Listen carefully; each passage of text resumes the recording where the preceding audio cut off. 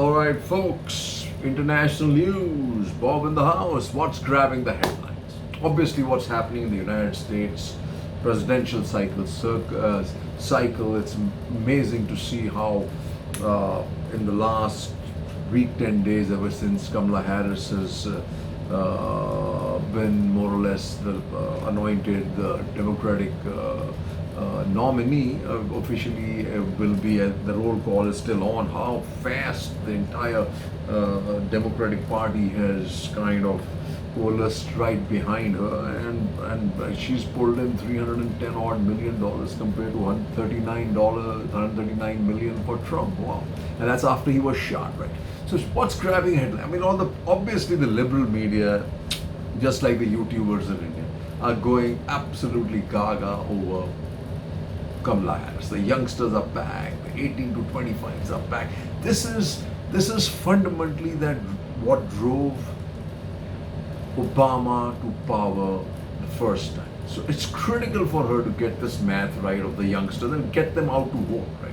But 200 million is from first-time voters, suggesting these are the youngsters, right? But what's the big thing that's given further impetus to her is this.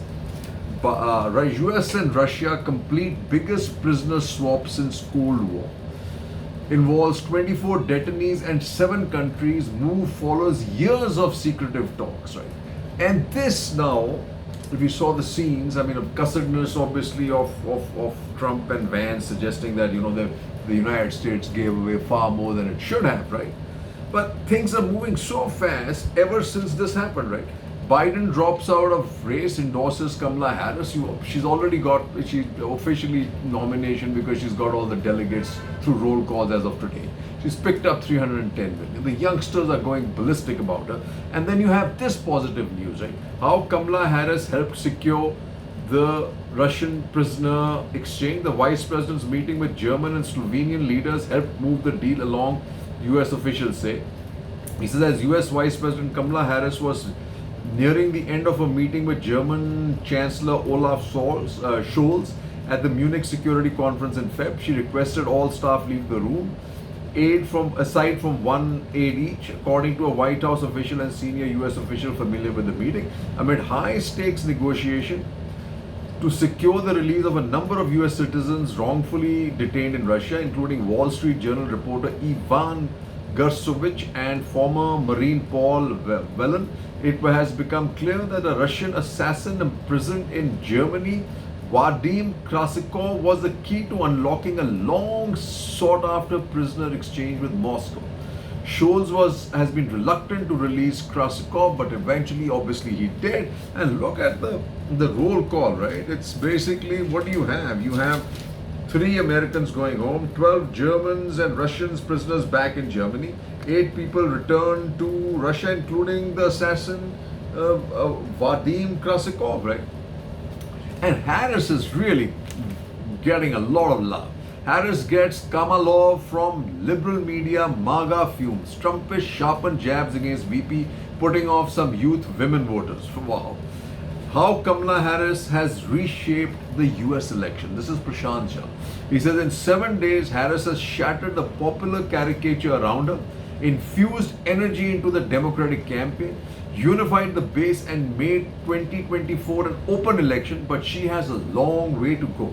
And then Seema Sirohi, who had her doubts, says, unlike Biden, Harris is feared by Republicans and clicking the Democrat machine into motion. Kamala bloom into POTUS. She says Harris can bring in Republican women, the secret anti-Trump voters who soured on him after the Supreme Court overturned Roe versus Wade. African American men and women are already uniting behind the sister in large numbers, but Harris also has to attract white men in swing states and solidify the Indian American vote once again for the Democrats. Yes, there's been a 19% drop in Indian American support, but it hasn't necessarily gone to Trump, according to a survey of Asian American attitudes. But she's back, right? Trumpists claim Google bias, accuse Pichai of backing fellow PIO Kamala. This is a loser's hawking. Loser. Trump says Kamala was Indian all the way before she turned black. Now, this is the funniest thing. And this is like absolutely boomeranged against Trump and Vance. Harris dismisses comment as same old show of divisiveness and disrespect. Harris's Indian turned black recently, Trump's fake claim sparks anger. White lies over black votes dominate US poll discourse. Trump escalates race attack on Harris to wean away black support. Now, whether he weans away black support, one doesn't know. But what's happening on the Indian side, right? You got this, right? The biggest thing that was this prisoner swap. Then you have these two massive killings in the Middle East, which has got revenge in everybody's blood in Iran. Is this war going to get out of hand? Is Iran going to somehow get involved? Because it says it's going to take it's going to retaliate, right? Now, and at the same time, obviously, what we are doing, IAF largest multilateral exercise to begin this month, and this is said by AP Singh, who is the vice chief, and he's the same one who said something about Atmanirbhar. He says there's no point Atmanirbhar if you are going to somehow keep cutting down on your ability to retaliate and your preparedness, and that's exactly what's happening. The LCA is late again, right? So the Air Force is bleeding.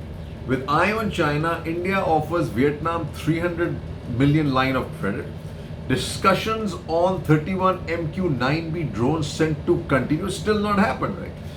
And US continues to kind of at least kind of try and overlook this Putin Modi meeting. Though I personally think, right, Kamala Harris was involved in this exchange, right, with Putin. If India was smart enough, it should have been part of that international get together and diplomacy to get this prisoner exchange. But obviously they weren't. Otherwise, our media would have gone to town with it, right? But the timing of it, I forgot to complete that last episode in my episode, is such that, I thought our guys started getting the feeling that Biden was gone, Democrats were gone, and Trump was definitely in, and hence he would have a much softer outlook towards India's relationship with Putin. But now it's Harris. What are we going to do? It's a fight, folks. It's a fight. But US is still saying US no tangible proof of India deepening ties with Russia, and especially because Moscow's Beijing ties may render it unreliable for Delhi, says Sullivan. The importance of both Quad and BRICS, says T.S. Trimurthy. With India being the only country common to both Quad and BRICS and a founding member of both, it cannot afford to downplay one for the other. Let me just say, BRICS is not delivering anything to India.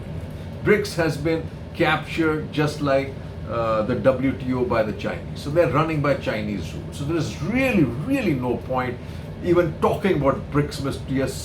T.S. Trimurthy, right? He must be an old fogey from the IFS. But Quad, on the other hand, is critical because look at what we are doing, right?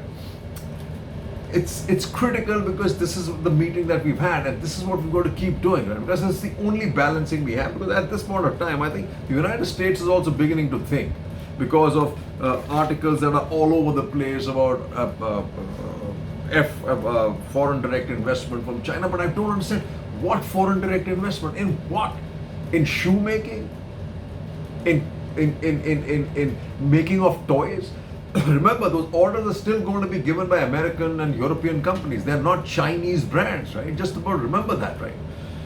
And like I said, this is the big one. Israel-Lebanon tensions high after Golan Heights. US urges calm. Double strike raise West Asia war risks. And here again, India is in kind of trouble, right? And a dilemma. Silent on attack. Bibi warns against any attack on Israel. And like I said, this is the most pathetic situation for India, right? And I think the Americans, like we keep saying, as Seema Sarohi also said, the Americans don't understand India. I think they do. I think they figured out that India has more or less sold its soul to China. I think so. It's a basically land for FDI deal, and we're going to lose all our land. India, China hold talks over Ladakh standoff, review LAC situation. India, China agree to uphold tranquility along LAC. Don't forget what's come into our lexicon. Tranquility. And because it's South Indian, Mr. Jaishankar, tranquility. What happened to status quo ante? Are you not telling all of us that the army now is worthless, right? India, China hold 30th round of border talks. Both agree to uphold peace, tranquility. tranquil. Obviously, China doesn't care. Every day it gets a foot in, and you keep saying, let's uphold tranquility. Why? This is the real tranquility, Mr. Jaishankar, because the rest of the world is going to tell you, because you don't own the skies, right? You don't own the space, right? Images show Chinese bridge across Pangong Lake in use. Construction 25 kilometers from LAC. Wow, wow, wow. Tranquility it is, folks. And then Jaishankar's out there. Rules are roll for third party in India, China, row. Delhi's relationship with Beijing, not good. It's not doing well. Third party. What do you mean third party? Russia is already involved in that. Russia is involved, guys. If you don't get that, join all the necessary dots. Sergei Lavrov has always been all over the place, making sure that China comes out ahead of us. Eye on China, EM and Blinken hold talks before Quad meet. India, US foreign ministers meet ahead of Quad confab. Quad wraps China for SCS dangerous maneuvers. India too pledges support for free maritime order. What do you mean pledges support? I don't understand. Quad EM seriously concerned about Beijing's threat in East-South China. See, now the Quad is the only leg we have to stand on at this point in time, because like I said, that bridge is being built and something like this too. Grazing in East Ladakh's higher regions allowed shepherds eye pre-2020 heights. Activity was clamped down following clashes, and it's still not been allowed, right? And like I said, Harsh Pant and Kaplit money. Chinese FDI pay charge. Now you have to ask yourself, if you have any sense of finance, economics and trade, what do you think China is going to invest in that is going to create employment, not just foreign exchange, just create employment? It has the money. Is it going to put in its high-tech stuff? Never. It's probably going to move all its polluting solar industries and some mid stages, which doesn't give you the final product to make here. Right? It's really not going to make you part of the supply chain, global supply chain that drove China to become a manufacturing power. So I'm not saying, I can't understand this delusional charcha. I don't even know why you're having charcha, right? The debate on Chinese FDI thus needs a whole of government approach that has been necessitated, as the economic survey has suggested, by the need to tackle unemployment on a priority basis. In the pursuit of reducing inequality and generating jobs, the survey says that the state should relinquish its regulatory powers to foster a better business climate. Hence, a nuanced discussion on Chinese capital is the need of the hour. Chinese debt and equity into Indian companies is probably what they want to say. But Chinese FDI to set up manufacturing factories in India ain't gonna happen. They got enough people there. And ain't gonna happen.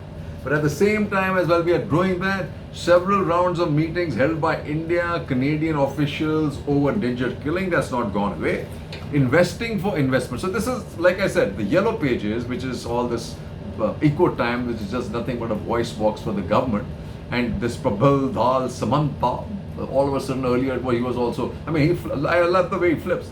India's economic policy must align with its changing geopolitical priorities. And what are its geopolitical priorities? I want to hear this, right? Let's hear that. Yes, it can't be denied that any relaxation could offer a quick fix in terms of immediate investments and lower end value chain. But the more durable solution lies in aligning India's economic policy with its geopolitical priorities, else the results could be counterproductive. First, the decision to invest is China's. Second, the political expectations and consequences of such investment are a dangerous unknown. And finally, the domestic political impact of easing up security restrictions will need closer assessment. Well done, Pranav. I'm sorry. And when we look at it, I said Russia, right? 10 Indians discharged from Russian armed forces government. And folks, 12 people have been reported killed in this war, right? Russia-Ukraine war. PM expected to visit Ukraine in late August. I'm not sure what he's going to do there, right? 108 kg gold bar route smuggled from 7 nations to Tibet, then India. So China has opened up that flood of gold imports. Thank God they brought the duty down, because this gate was opened by none other than Sitaraman, because during the UPA when the duty was zero, there was no smuggling. Right? You need duty to smuggle. So now she's brought it down from 5 to 3. Smuggling will still continue, right? Indian interest at stake as Bangladesh's remain tense, quote, scraps job, quote. And this is going to be very interesting. You can see student power. And if this kind of blowback starts coming into India because the joblessness is not going anywhere, we really have a problem. And then you have this, the other place that's in turmoil, Nepal's never-ending power flips and why India needs a new strategy. India really, this particular government really cannot have a strategy, and neither did the Congress government because of whatever their history was. This government, because it constantly wants to believe that that's a last Hindu kingdom, can really never pull back from trying to meddle in that country. So 3 cheers and Jai Hind. So what's the takeaway from this week? This big prisoner exchange shows huge amount of diplomacy between Germany, Slovenia, Russia, the United States, and Kamala Harris playing a critical part. The Middle Eastern turmoil, where you have these Israel taking out the top leadership of the Hamas and top general of the Iranians, so there's a big issue developing there. The Quad meeting, which is trying to balance India pussyfooting with China, that I'm not sure how that's going to play out. So folks, all in all, I think this week can be written off in terms of foreign policy as far as India is concerned. 3 cheers, Jai Hind.